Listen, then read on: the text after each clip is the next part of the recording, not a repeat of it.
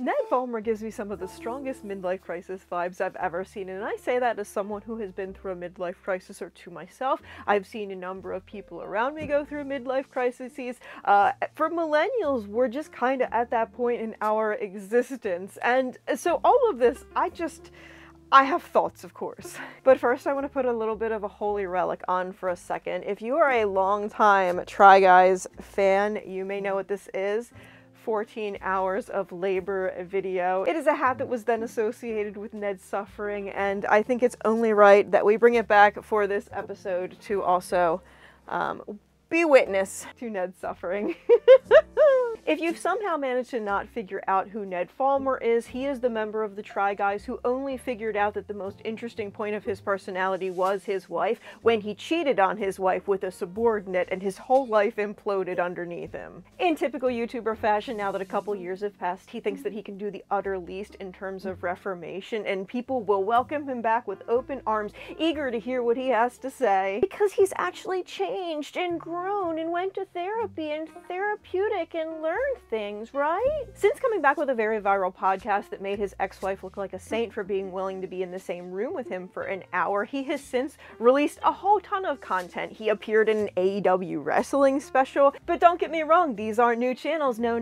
One of them is the channel that he used to run with Ariel that is about parenting, and the other is his personal Ned Fulmer channel from back when he was actually liked as a member of Second Try. He has taken these over so that one can be his rock bottom podcast where he interviews other people that have gone through situations and then tries to commiserate with them in a way that very often allows him to plug some buzzword about a therapeutic tactic that he just recently learned the other day, like empathy or gratitude. He has another channel that is basically a knockoff version of the Try Guys where he just can't say the words try or guy. I would assume there's some sort of contract involved, but basically it's just a guy who's trying things, same as much of the stuff that he has made in the past with them. And let me be honest, my friends, if there was an award for the most mediocre milquetoast manlet, it would absolutely go to him, because every single thing he does is just another painful reminder that the most interesting part about him has always been his awesome wife.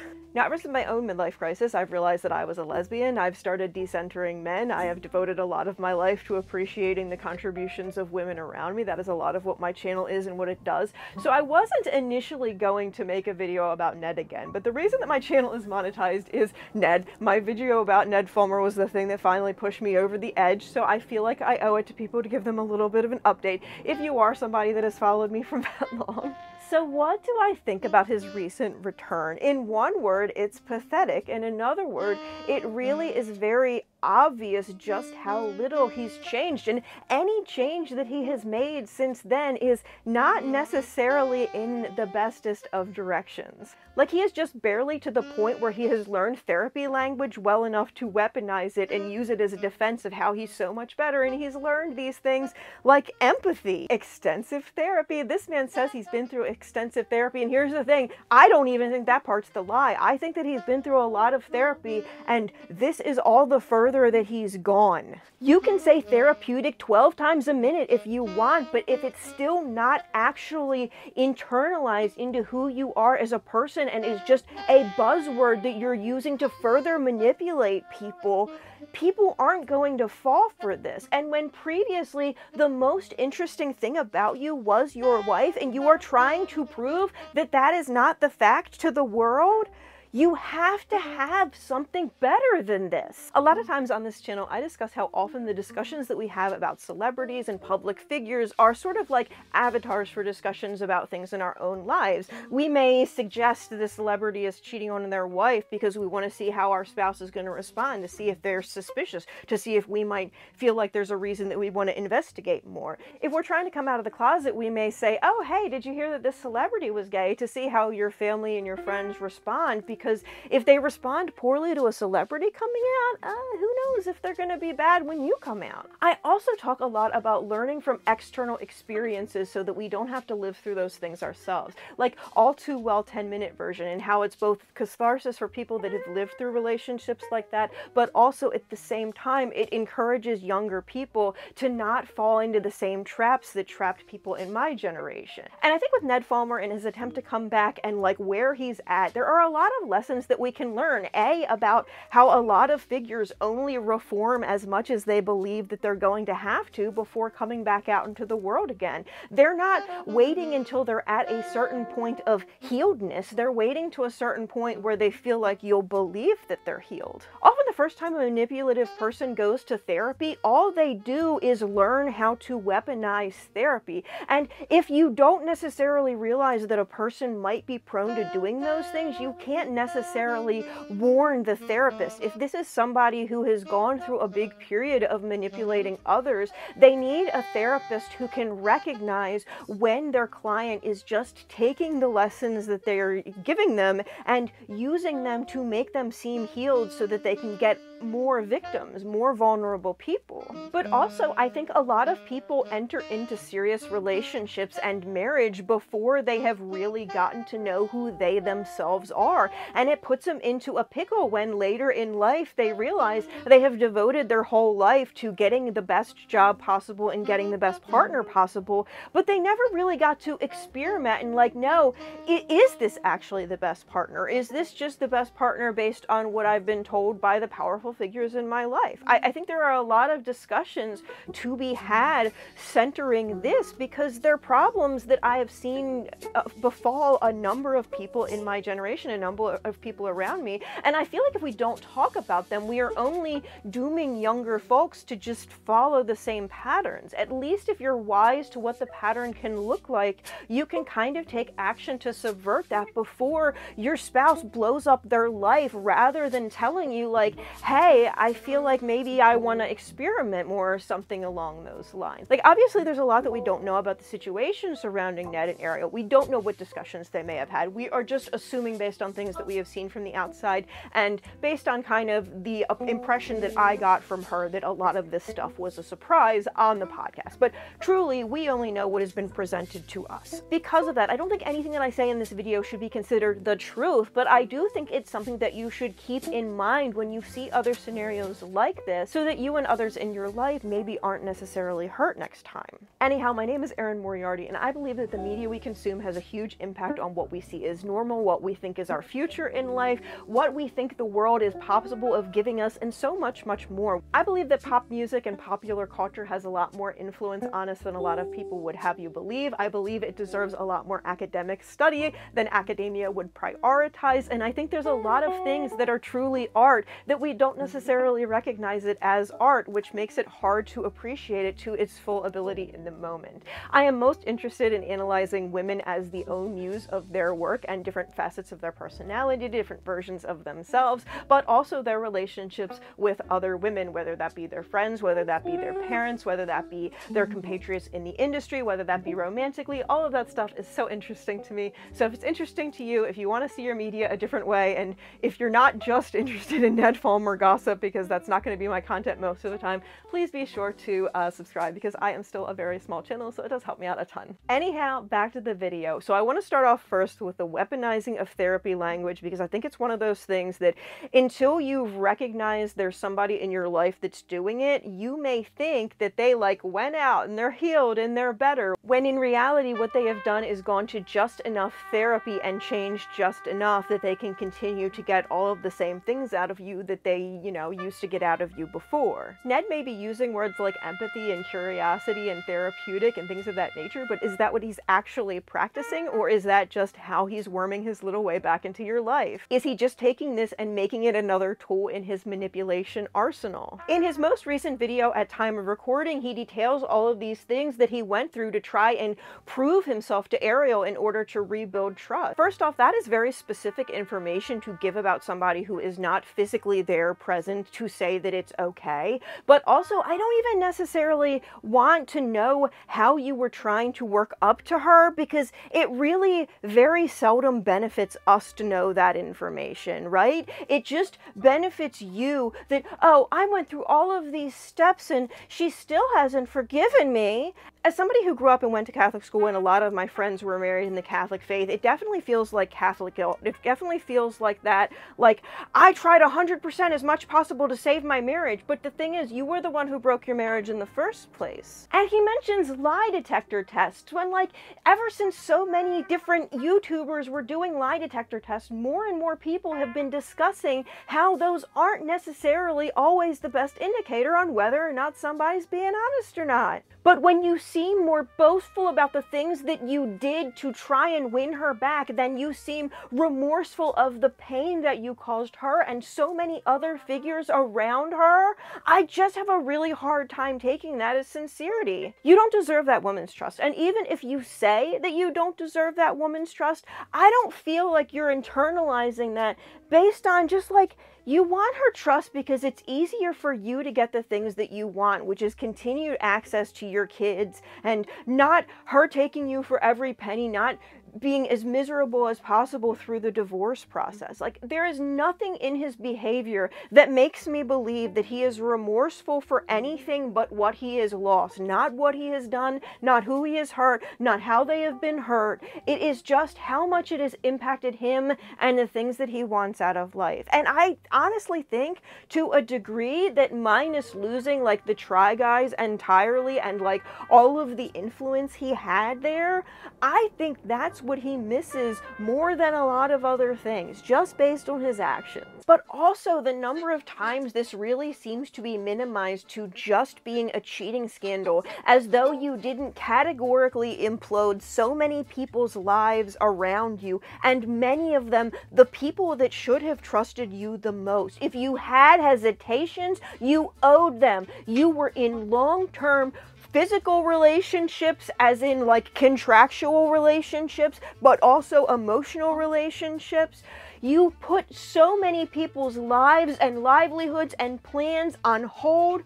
It's very lucky that the people around you in Second Try were so competent that they were able to make good out of your catastrophic error. If they would have made even the slightest hint of a misstep, they may have never made back all of the money that they lost. And the frustrating thing is because they've done the better thing and they've gotten involved in NDAs, and they only seem to passive-aggressively hint at the situation rather than like just aggro-aggressively being out about it. Like, you screwed up so many people's lives for years, their plans. Like, these are people, like, I don't always want to assume that a couple's primary interest is reproduction, but because a number of these people have since had kids, I can only assume that in some ways this impacted their whole life's planning at a time when you're already like trying to go make all of these decisions. Like, you constantly are trying to decide, is this the right time? Am I going to lose out on too much of my career, or am I going to lose out on too much time with my kid? These are difficult decisions to make without someone that you should have trusted categorically ruining your life. When you do something that big, you cannot expect second chances.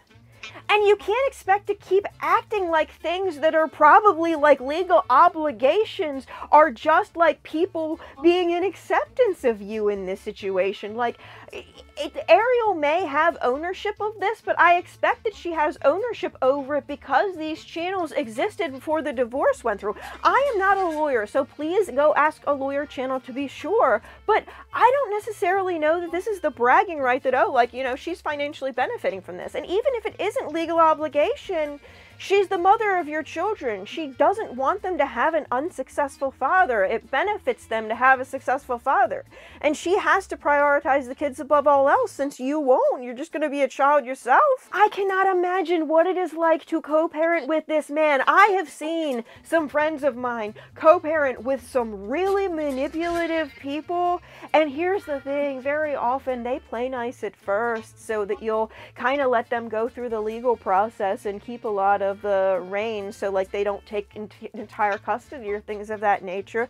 And, you know, maybe they'll be good for a couple of years, but then like when you start to, you know, be in a serious relationship again, or you remarry, or you're having kids again, then they do something completely ridiculous. We don't talk enough about how societally a lot of times spouses use kids and their care and their well-being against one another. But also, in particular, a lot of men get weird about their sons once they are no longer children and start becoming adults. But Ned keeps saying things like betrayal trauma and integrity abuse and things of that nature that I guess are him trying to like say that he understands the scope of what she went through. But like, I could tell by the way he said, he was describing this letter that she wrote, like all of the ways that this impacted her, and it really felt to me like he hadn't even considered the myriad numbers of ways that this hurt her. When he says these things, it just feels like him trying to throw around these terms and prove that he's healed, as though everybody will come running back to him once that's happened. And I do think so very often in a lot of these situations, a man doesn't necessarily realize that his marriage is over, even if the wife has said, I'm going to leave. Because here's the problem. A lot of times he has successfully convinced her to stay by that point. A lot of times it is not until those papers are filed that a lot of people really try to appreciate what they had and what they've lost and realize it wasn't worth it just for, you know, a couple of years or whatever it was with her. Like, I think it was definitely at least a few months that they were together, but I think it was looking like over a year. I don't remember a lot of the details and I don't really feel like diving into it, but it wasn't a short affair. This isn't a one-time mistake. Like, a lot of the way he often talks about this feels more like it was just a one-time oopsie, when there's a decent amount of credible evidence to suggest that it was not. I mean, even on the things that the Try Guys themselves have said, it does not seem like it was just a one-time oopsie. Like, especially when you're in a situation where you need to plan in order to have rendezvous with someone when your spouse and your coworkers are not around, that requires a lot of thought. Like, you don't just... That may be the first time, it's just timing happens and maybe there's some alcohol courage in the play, and like you kiss somebody that you're not necessarily supposed to. When that thing has continued for months or almost a year or over a year at end, there is significant planning that goes into concealing that. There is often a lot of lying. There is often a lot of jeopardizing someone else's health. It does not feel like he is at a point where he has the ability to like think about the way his actions are hurting the people around him, unless those people have come forward with a document and said, hey, these are the things that have hurt me. And then he comes back with this inadequate dialogue and wants not just, like, this whole thing with him talking about her and trying to rebuild her trust, that is acting as a surrogate because he doesn't want to do the work, convincing us that he deserves our time, our care, our energy. When people do something and it upsets people on the internet and they come back a while later hoping that the internet has forgiven them, like, they have to have something that proves there was some progress. You can't just hope that the progress you've made with other people is going to come over and be applied to the internet. And very often it is present more in your actions than it is in your words. If he really wanted to show respect to Ariel, I don't think he would be talking about her. I would think he would be talking more about himself and the mentalities and what he was thinking of, which he's not really, he's saying that he did those things, but a lot of the stuff that he's sharing is not revelatory, which makes me think that there's still a lot of shame about it, which makes me think, you know, are you still doing things that are manipulative with people that are your romantic partners? Don't tell me how you tried to win Ariel back. Don't tell me about all this therapy that you've done, and then also talk about empathy as though you are a 3-year-old and not a 38-year-old man. You are revealing just how little you know, just how little you've tried to understand.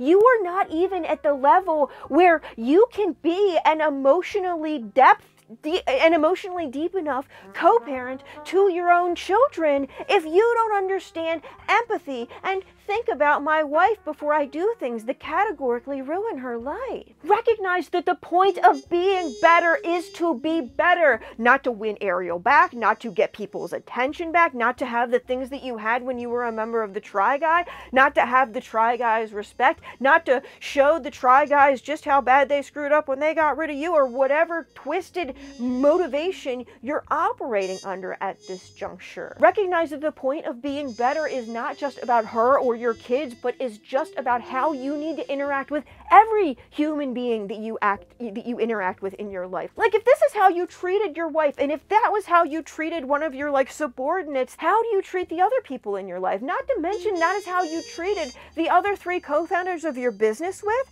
How do you treat casual strangers? People deserve somebody that is going to be real on a day-to-day basis, that is going to take accountability without needing an impact statement from your victim. And Ned just keeps acting like he is somebody who just yesterday learned that cheating on your wife with your subordinates is bad. And I get it, he comes from an upper class, rich, white background, so that is very much probably normalized in the families that he's been a part of. But the people that he has been working with the entire duration of his career, the woman that he married, all of them show more ability to have empathy, concern for other people's well-being, loyalty, community thinking than you could ever hope to.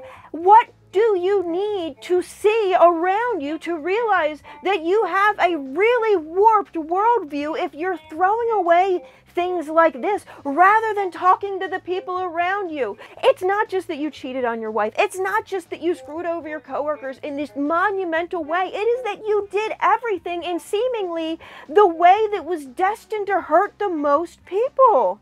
And I want to talk about categorically imploding your life because it's something that I am an expert on, so stay with me, but it's going to take a couple minutes. If this is genuinely everything that he has learned in 3 years of therapy, then he was far worse off than I expected when I did my last video 3 years ago. And I do think that it's interesting that he keeps bringing up group therapy, and I admit I bring up group therapy too, but I think I'm doing it for other reasons. Like, one of the reasons that I go to group therapy is so that I can learn from the things that went wrong in other people's lives, so I don't necessarily make the same mistakes. But also at the same time, I can meet people that have been through a lot of the same things that I've been through and have like a backing that I can relate to, because a lot of times just making friends in the outside of therapy world is not necessarily the bestest for me.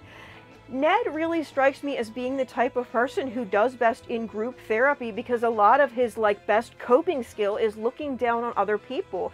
And you can see this a lot in the way that he has treated Zach over the years. One of the big things that came out when he originally cheated and screwed over the Try Guys was just how poorly he had treated Zach in the past. I think the only way that he could actually start being open and honest in therapy is to also have other people there that he could view himself as being better than. And I think that is part of why group therapy is like a therapy that is accepted and works, because a lot of people recognize that that is a maladaptive coping skill that a lot of people have, especially when you're first coming to therapy for the first time. But like, it really doesn't feel like he has unlearned that yet, because it seems like one of the biggest things that he's learned through this, and one of the reasons I feel that he's done the Rock Bottom podcast, is that he feels like he hasn't screwed up his life as bad as a lot of these people, so it makes him feel good about himself. But that makes him feel like he's never genuine. He is never like actually putting out any true vulnerability into the world,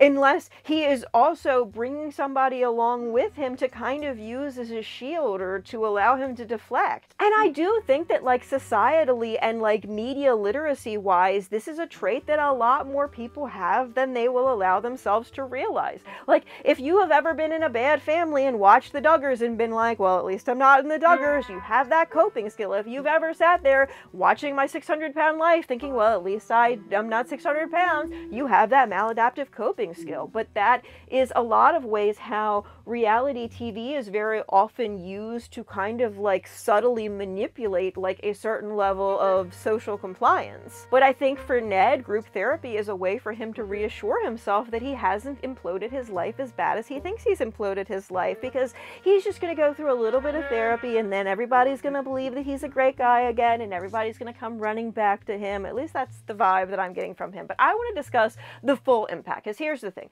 If you ever are in a situation where you have hurt people, it's very difficult to properly make amends to somebody you've hurt without being able to demonstrate that you understand the depth of how badly you've hurt them. And I agree. I understand that there are a lot of things that Ned can't necessarily talk about because he's under contracts, he's under NDAs, he can't legally discuss them. But there are things that I feel like he could be talking about that he's not discussing nearly enough for my feeling. But with the amount of things that their life were interconnected on, right? Because it wasn't just their marriage, it was just she had changed her business entirely to be focused on a lot of stuff that was second try related. It was all of the people in their social structure. There were so many people in so many places in their life that just instantly were corrupted for Ariel by his actions. Like Ned, again, realizing the most interesting part of him is Ariel, has centered the amount of hurt and the type of hurt that has happened around Ariel.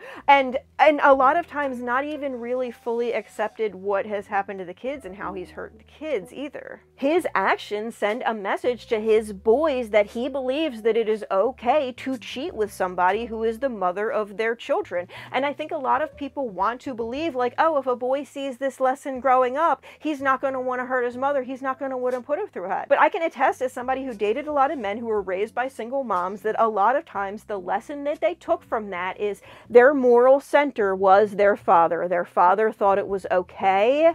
Mom was hurt in the moment, but mom got stronger because mom had to take care of us. Mom had to find better people to be in our lives. She had to find better circumstances for us. So really, in the end, it was something that he did that was good to mom. A lot of times it really seems like that kind of twisted, like, rewiring happens in a lot of folks' heads, at least in a lot of people that I've known personally, people that my friends have dated. Like, when you ask them why they're okay with this idea of cheating on the mother of their children, that is very often what they say. Well, my mom was fine. Admittedly, I know that Ned can't talk a lot about second try because of the clearly mutual NDAs that are going on, but I do think that there are more ways that he can realize that, like, he sidetracked years of people's lives by his actions, and I still get the vibe that he feels like they overreacted in how they treated him. And it really seemed like there were contracts that had, like, four-way ownership, so it seems like probably what happened was some level of contractual buyout situation, which was probably not how any of them really planned on managing their finances. It is very good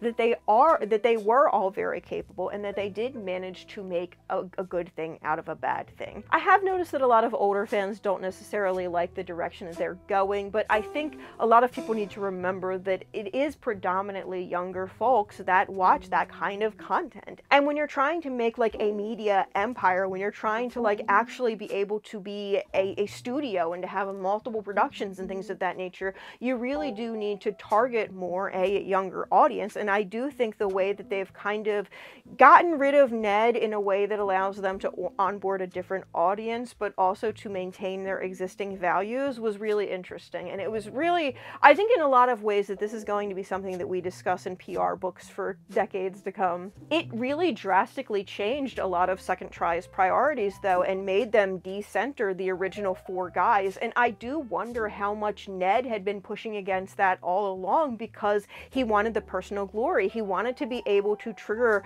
another brand that was him and Ariel that he was able to monetize to its most degree. Like, there were so many things, and we're going to get to this in a second, there were so many things that they were on the cusp of achieving, both second try and also Ned and Ariel, that business-wise were completely thrown away. It very likely cost him and Ariel a lot financially, like probably tens if not hundreds of millions of dollars, if I'm guessing. I do think in second try's account that it's probably better long-term that they got rid of him. If he was willing to do that, if he was willing to nuke everything so catastrophically, he was only going to be bad for them in the end, because he's always going to prioritize himself above everything else. But when you have so many people buying into an organization like that, that's that's not fair. But I want to go back to the branding of Ned and Ariel, because that really was a brand that was already showing immense profitability. Oh my gosh, immense profitability. They already had a cookbook that was coming out. They had shows that they were working on. Who knows what that Food Network brand could have become, because Food Network likes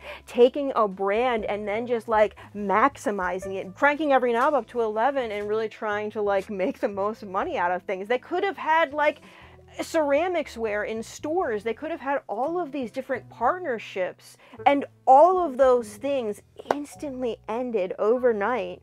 And these are things that likely both of them, of everyone, was excited about, because it seemed like the way everything was set up with Second Try is that like all of the guys would profit off of like everybody's combined like success from their other ventures in one way or another. If it wasn't directly financially, it was from like the publicity, the association, everything along those lines. Ned and Ariel could have been like the next big name thing in either home design or food or both, and I think like that crossover appeal. I mourn what Ariel's career could have been. I am so mad at that man for robbing us by hurting her of everything that she could have been, because I would watch an interior design show about her. I would watch a show where she goes into famous people's houses that she likes and says all of the things that she likes about them, kind of like Architect's Digest, just like, you know, maybe not as rich and tacky. They were already doing a lot of food related content, and that could have easily expanded onto a number more shows. Like the amount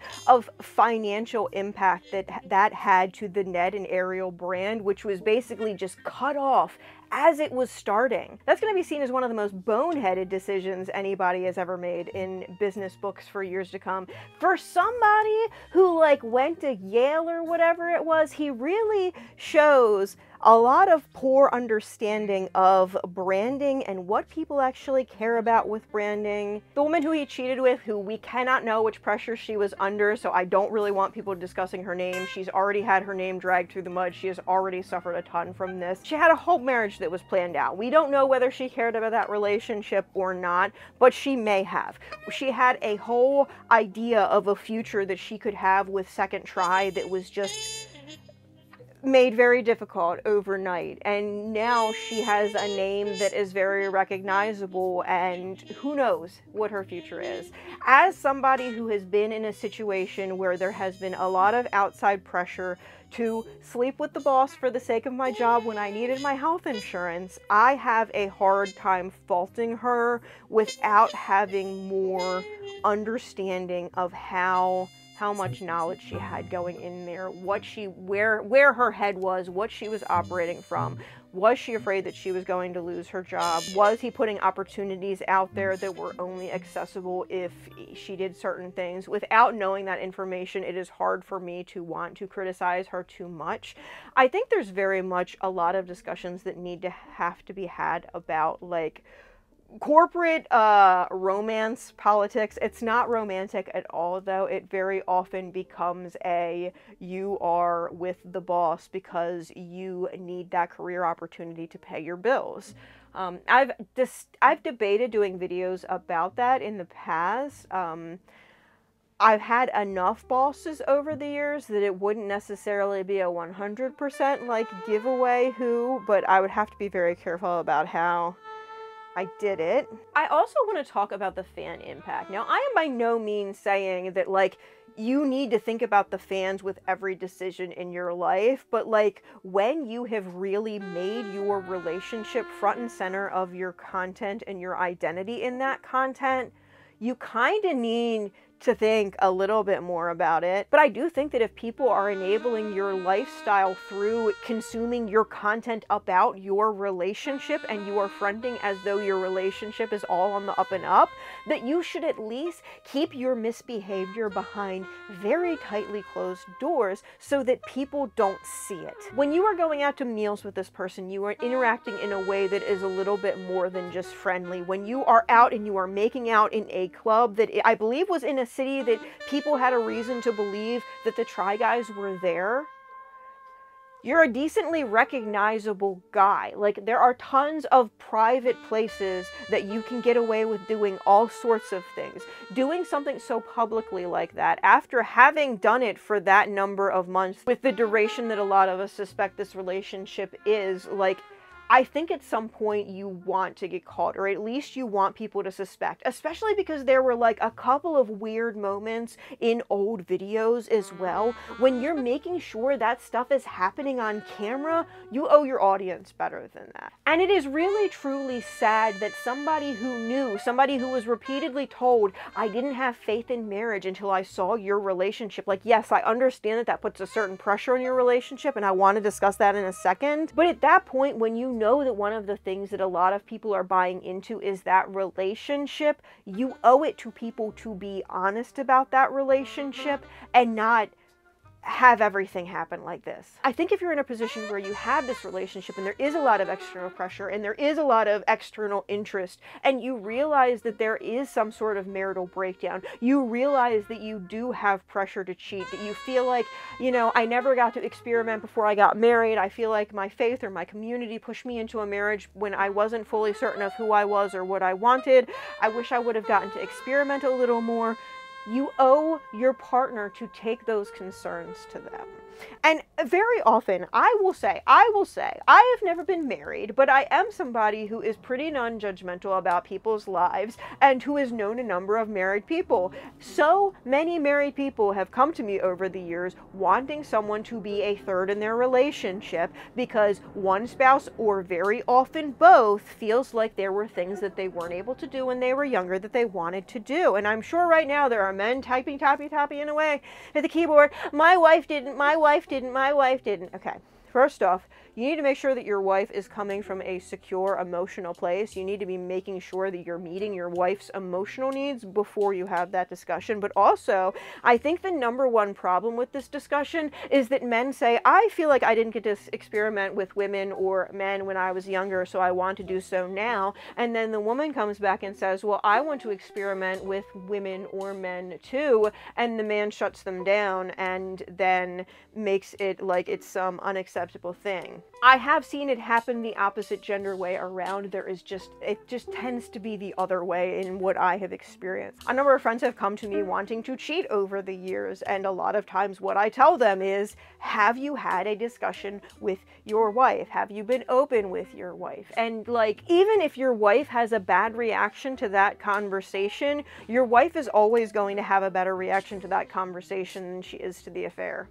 And it's very frequent for people to find out, especially nowadays. Like, you can get away with things to a degree, but you can't get away with things forever, especially when you're in a relationship for that long and you were so public of a figure. I also think it's very important to recognize that it is better to come to a point in a marriage where you realize that you're on different paths, that you're not the same people anymore, that you want fundamentally different things, and to separate. It is better to do that than to live till death do us part and have the last 20 years of that be miserable. Like, the good thing about like being mature and actually having discussions and like coming to a position when you realize like, hey, I think we want different things now, is that it's a lot easier to maintain friendship in those situations. Societally, I think we need to be able to realize that a relationship that is happy for its entire duration can last, you know, 6 months or 2 years or 5 years or 15 years and be incredibly valuable.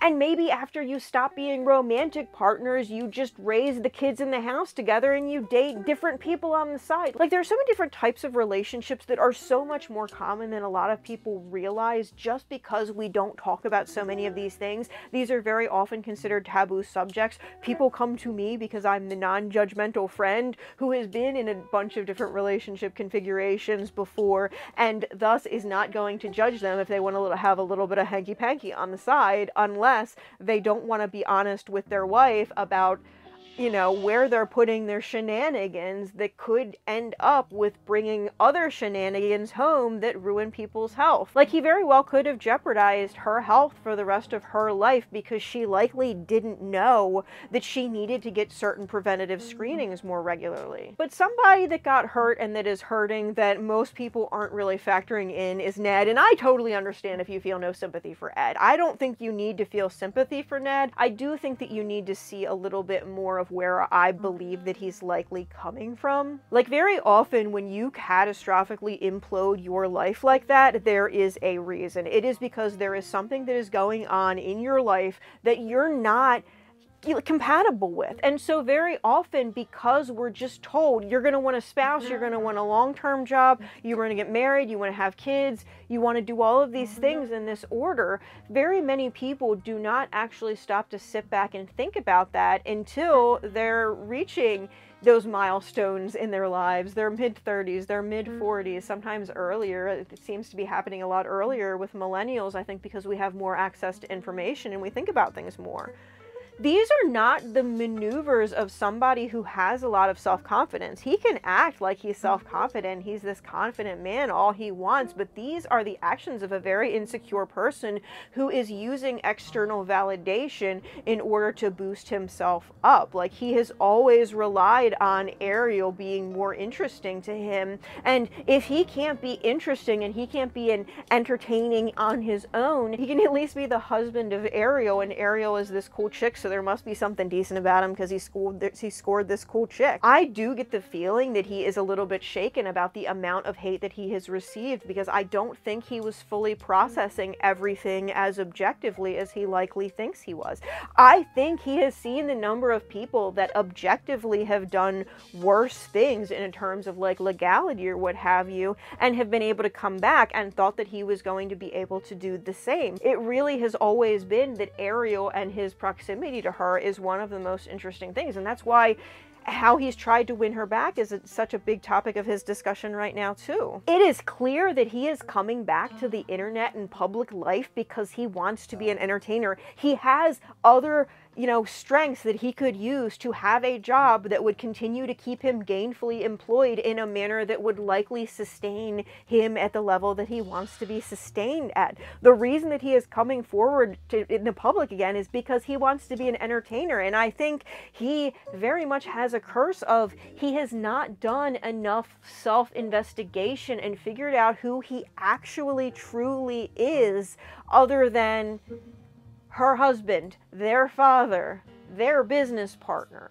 He really doesn't have that much interesting about himself, especially not active that he's doing anymore. Like, what are his hobbies? What does he do for fun? Like, what things does he value? Does he read any good books? Does he like any interesting movies? I know so little about this man other than his wife and his kids. Like, every once in a while there are bits that sneak out. And it's so interesting to me because in his last video, one of the biggest things that he stressed is that the content that he was making was going to be similar to the Try Guys content because that was content that he liked making. And weirdly enough, at least personally, the way I interpreted that was as less sincere than most of the other things he said in the video.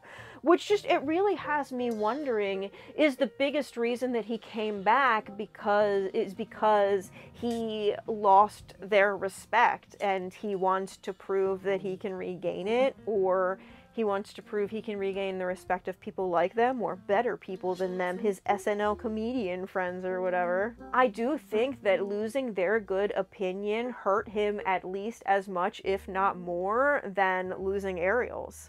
And I want to talk about my least favorite manipulation that he did. One of the manipulations I hate the most is blaming haters or blaming society before you actually take accountability yourself, right? Like, sure, to some degree, every problem that happens on a public scale is going to be exacerbated by society / haters / former fans. When he says things like, I hate that society has made you feel such a way about like the guilt and like a lot of the shame and other feelings associated associated with going through a divorce. Like, yes, there absolutely is an argument that it is terrible that cis heteronormativity forces women to bear a lot of the burden of the shame for a relationship failing while men just go on and bang somebody else. There is absolutely nuance to that discussion, but that nuance is not happening as you plead the fifth against the woman you wronged. Ned wanted to start making content. Ned made a lot of the focus of that content his wife, Ariel. Ned pushed Ariel to do content. Ned never ceased to use Ariel and then his family as content to make himself look more interesting. Ned made Ariel very centered in a place that she didn't manually put herself, which kind of forced her in a lot of ways to then place herself in that space and make that space a heavy center of her life, often setting aside a lot of things that were her interests, her preferences, her former career, the things that she studied and things of that nature. Like, yes, absolutely, they found ways to incorporate her skills into what they were doing, but like, that still had a professional impact on her future. Then Ned used this place that was first hers, that he drug Ariel into, to find another partner that he got a little handsy with and a little flirty with on occasion in that space, and then used that person to defile his relationship with his wife without, seemingly based on a lot of the things that they have described in the podcast at least, without really giving her a heads up one way or the other. And because this is a very small, like, friends and family business, every single person in that space was in a lot of ways negatively impacted. Frustratingly enough, you really don't seem to be willing to take blame for the fact that all of these things, all of these people have suffered in so many ways, like probably because they didn't make a victim impact statement likely the way she did, because they thought too highly of you to recognize that that was something that you were going to need to recognize this. I'm directing a lot of this video at Ned, and I apologize because that's got to be a weird viewing experience for everyone else, and I really doubt he's actually going to see this. But regardless, then you take this woman into other spaces, you're out in public with her, you're getting meals together, you're getting handsy together, when you're on, I believe that was a Try Guys trip to New York that he was seen at, and like, if we existed in a world where we didn't have to see the cheating and we found out about it a little bit later, like maybe they got separated, they got divorced, we found out a couple years later that he had cheated and that's why, I don't think people would react the same way. If he would have approached Ariel first and like tried to make things work and then been like, okay, if things can't work, then we're going to go our separate ways, and then he found somebody else outside of work, I think he would still be a little bit in a hot pot, but I don't think he would be in nearly the unredeemable situation. I think if he could be like, oh, well, you know, nothing bad happened, we didn't cheat on each other, nothing like that, we just realized we had separate goals, people will accept that a lot more than I'm insecure, so I needed to feel manly, and so I found somebody that was younger and took advantage of them. But just one thing I want to stress so much is, like, this circumstance that happens so much in people that come from conservative backgrounds, or at least people that come from backgrounds where, like, not succeeding in marriage till death do you part is seen as a personal failing. A lot of times they will do anything but have an honest discussion because they won't want to risk divorce, but it is so much better to go through a divorce where everybody is open and honest and knows where everyone else is coming from than it is to just implode everybody's worlds by cheating. But I think so very often because a lot of people think that, like, cheating is one of the only things that demands divorce. Sometimes people will go through with cheating and will go through with cheating in a very public way so that they can get out of that marriage without suffering that stigma of a broken marriage. Like, it is worse to be a cheater than it is to be in a broken marriage. And there's nothing wrong with having been in a marriage that didn't work, and I hate how much judgment we put on people if they didn't do every single thing possible. Sometimes people just aren't meant to be together anymore. Growing up in Catholic school, seeing so many people around me getting married very young before they really knew who they were, racing into kids, and then getting in situations where they don't even agree on how they want to raise the kids, and they disagree on a lot of other measures because they didn't even know what adult grown-up questions to ask when going into a marriage. Like, there are so many people that go through these struggles, and sometimes, yes, they can go to one another and they can communicate and they can find a way to balance things out. I will always say that some level of polyamory, ethical non-monogamousness, is significantly more common in many people at many income levels, far, far more than a lot of people realize, because there is so much shame, because it's seen as weird and disgusting and dirty and flawed, and that's how it's portrayed by so much of the media. So few people are willing to admit that they are in a situation like that, unless they want attention, and a lot of times that means they also have some other narcissistic personality traits and are like literally the worst possible people to be going in those situations. And sometimes people just want to experiment once or twice, they get it out of their systems, they go back to their marriage, and they're happy for the rest of their lives having that, you know, nagging question answered. Sometimes both parties realize late in life, after they've done a lot of deconstruction, that they are either gay or that they are bi. It is so fascinating to me the number of people that don't necessarily recognize that they're LGBTQ yet, but enter into relationships with other people who haven't recognized they're LGBTQ yet. We really do such a mess of people by having so many rigid shame-based structures, and by believing that people should just know things that they honestly, in a lot of cases, have to just experiment, play around, mess around. Like, yes, there are people that just know that they're gay or just know that they're bi, but I think it's even more likely and even more common for a lot of people to realize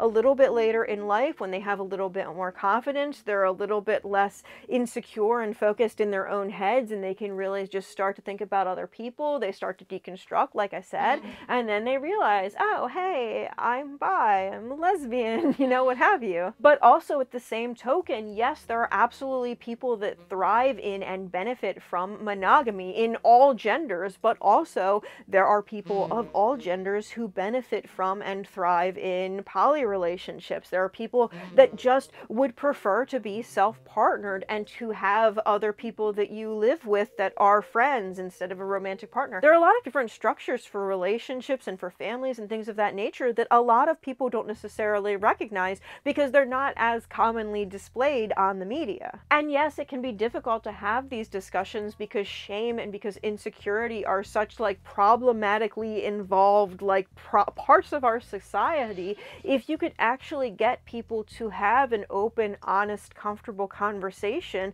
especially if you've been together for a while and you value each other and you value the connection that you found together, like, personally, I believe that soulmates is something that you build together through having a lot of shared experiences together. If you want an example of soulmates, I will give you Dan and Phil. I think that they are one of the best examples of soulmates.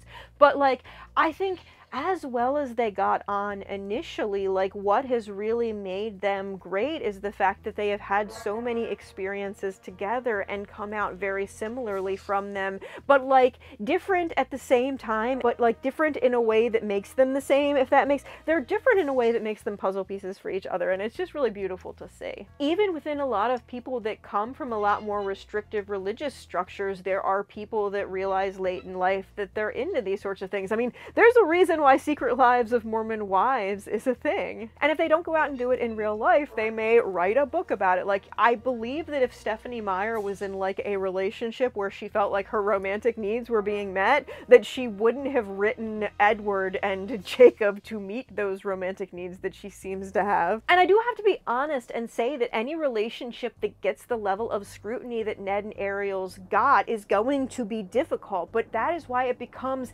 even more important that you make decisions knowingly, with both parties knowing the full parameters of what is going on, so that they can also make moves that aren't necessarily going to hurt them as much. Like, if Ariel would have known a lot earlier on what was going on, there are different things that she could have done in order to protect herself from suffering such a giant shock and from having so many things just blown up. When you have invested that much time into a relationship, you owe that person honesty so that they can also make the best decisions. Like, you shouldn't just be trying to make the decisions that make you lose the least long term. Ariel put literally years of her life aside for him in a lot of different ways. She had his children, she deserved to know if he had an interest outside of the relationship. So very often I think people become so scared and so self-interested that like they take this person who used to be somebody that they loved a lot and they start viewing them as their opponent. And it feels in a lot of ways like this is what has happened. Like, I do think that after everything imploded that he kind of realized how much he had screwed the situation up. But when you deny your spouse of that knowledge and when they find out externally, it just...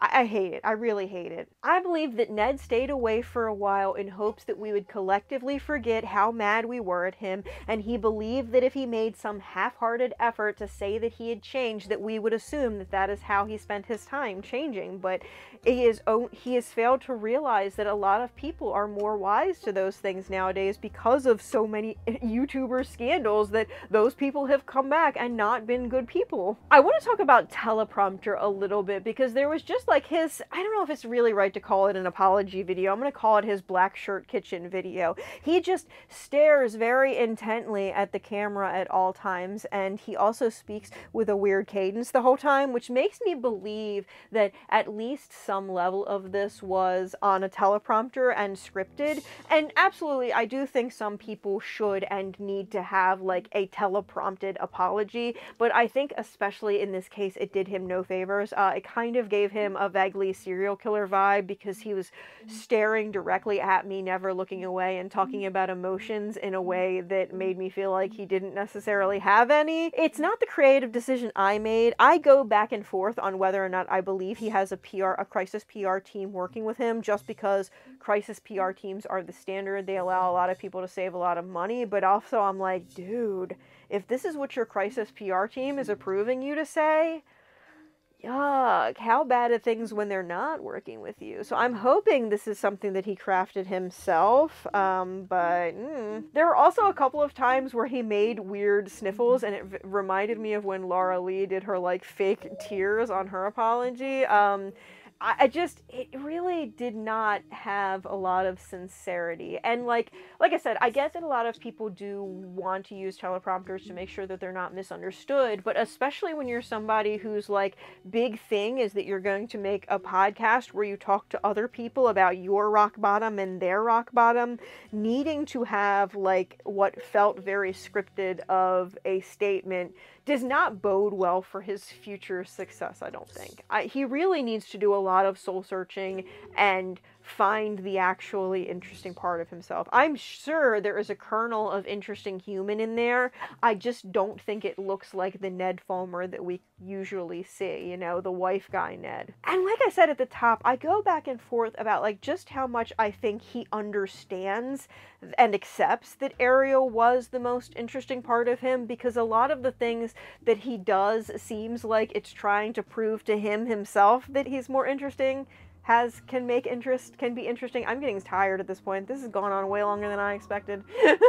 Like, sometimes it feels like he accepts those facts. Sometimes it feels like he's joking around with it. At times it kind of feels like it's like mental gymnastics. I don't know. It's very weird. It's all very weird. None of it feels like normal human reactions. And I know I'm going to get somebody saying autism, but no, I don't think so. Based on how he's presented to camera at other times, I think that if he is autistic, that he's capable of masking better than he currently is, if that is true at all. I don't necessarily think that it's true, though. Now, I want to talk more again about catastrophically imploding your life as somebody who has done it a couple of times. Like I said earlier, I think when you catastrophically implode your life, it is because on some level there is some component of your life that you cannot endure anymore, and so your brain just like forces you to ruin that thing such that it's not an option anymore. One of the ways that I imploded my life in my 20s was refusing to go into work. I had reported one of my bosses for doing bad things to me, and he was under investigation, and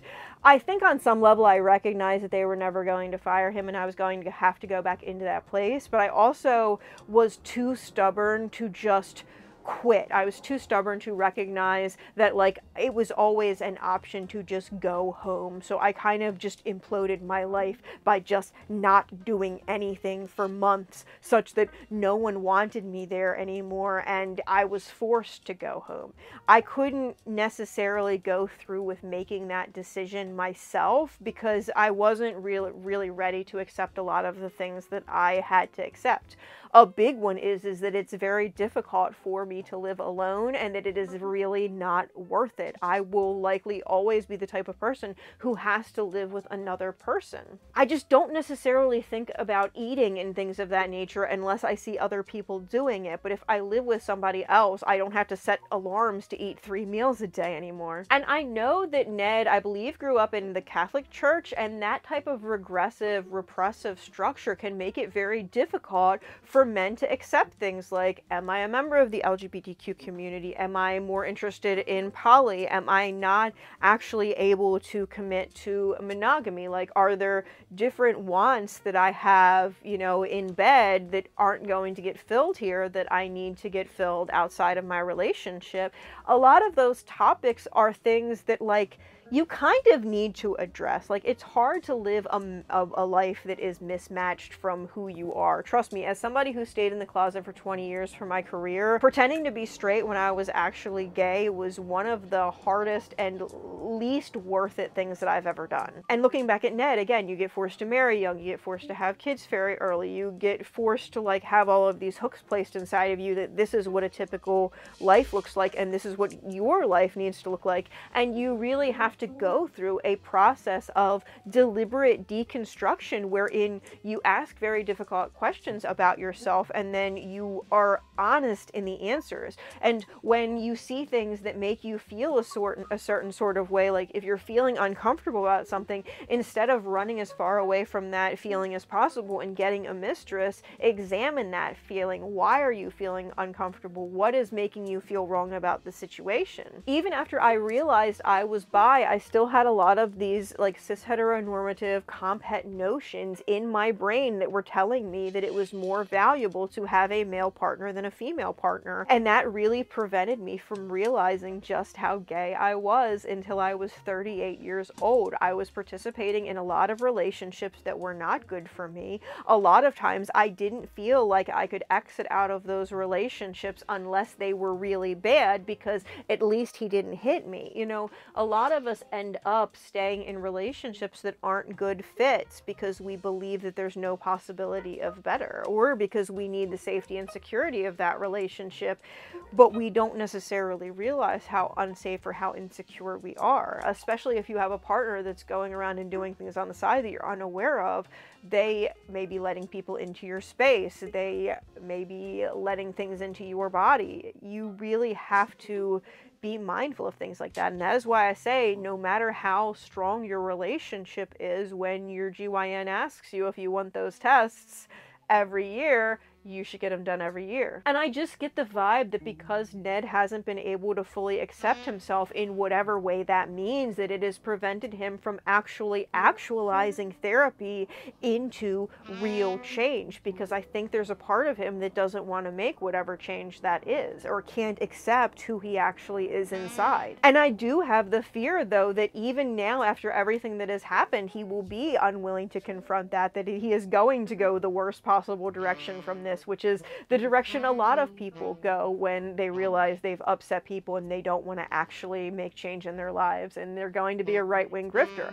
And here's the thing, like, I really hope he doesn't go that direction, and I don't necessarily want people just going around and assuming, oh yes, this is exactly what he's going to do and what he's going to be, but I do think that we need to be open to understanding the pathway that a lot of figures take. They will like having an audience, like entertaining people, like making money, but they won't want to change in such a way that satisfies people's demands for your development. And especially because Ariel Ariel is always going to be tied to him, like in a lot of financial ways, and also through her children, and also the, you know, the example that he is setting for those children. I really genuinely hope that he starts taking therapy a little bit more serious. Like, I'm sorry, you cannot spend 3 years or even 3 weeks in therapy and just learn the kind of things that he's talking about, like empathy and like gratitude and things of that nature. You're not trying. You're just trying to use group therapy to make other people make you feel less bad about the ways you've screwed up your life, because at least I didn't screw up my life that bad. That's not what therapy is actually supposed to be, dog. I am always going to be in the kid's best interest, and it is in the kid's best interest that he gets healed and is actually able to confront his real emotions and present a good example for his kids that actually understands and can execute empathy and putting yourself in other people's shoes and all of these things that he needs to be able to teach his children at this juncture. These are not things that he should be learning as a man who already has these kids. And that's why I will say a number of times that, like, if at all possible, do not have children until you have like dealt with your trauma, because we all have at least a little, and in so many ways very often it is the children that are the ones that suffer from this stuff. Like, what facet of his personality is leaving himself so insecure that he needs to go out and have other women to pacify himself, and do it in a way that is really daring people to notice? Like, he wants people to know that he's a big dog who can cheat on his wife. A lot of my guy friends have come to me over the age and been like, I want to experiment outside of my marriage, or very often I want to experiment with men outside of my marriage. It is significantly more common than we accept as a society, and I wish we would talk about it more, because especially when you get married young, you may later wonder what other things are like. But when you actually actively get your partner involved in that and let them make educated decisions, very often it can be a space that you explore together. You can learn things together. You can have experiences together that make your relationship stronger. Or maybe you realize that your relationship is really good for living together and having kids together, but your interests in the bedroom are very different, and so now that you have this extended connection, you are going to involve other people. And it may just be something as simple as he wasn't necessarily ready to settle down and get married as early as he was. He just wants to experiment with a couple of other partners. If it's not anything that serious, it still would have been better to be open about that and explain where he was coming from, and to let Ariel have her own ability to make informed choices, informed decisions with her own life, her own future, her own body, her own children. But again, I want to stress that we don't know what is exactly going on behind closed doors with them. I want to stress that a big reason why I want to discuss this is because this is not just indicative of their relationship. It is indicative of a lot of people's relationships. People may feel like there's a lot of outside attention and pressure in their relationship for any number of reasons. It may be because of social groups, it may be because of family structures, it may be that you've married the daughter of an opposing businessman and you're coming to a business merger. Like, there are tons of scenarios where people get married and there is a lot of outside interest on that marriage, even just from the perspective of like our own social media and other people in our lives seeing how our relationship is doing, or seeing whether or not I'm fighting with my spouse at any given time. But again, my name is AerinMoriarty. I really love discussing pop culture, popular figures, and the ways that we can learn lessons from the things that they do and the art that they create. If any of that is interesting to you and you're still around here, please be sure to give me a like, a comment, and a subscription. It really helps me out a lot. If you've liked this video and you want to know more about Taylor Swift, I will link you to a video that has my perspective about her. I'll also leave the most popular video that I've done about Ned in the past here as well, for people that want to see what I thought when it happened.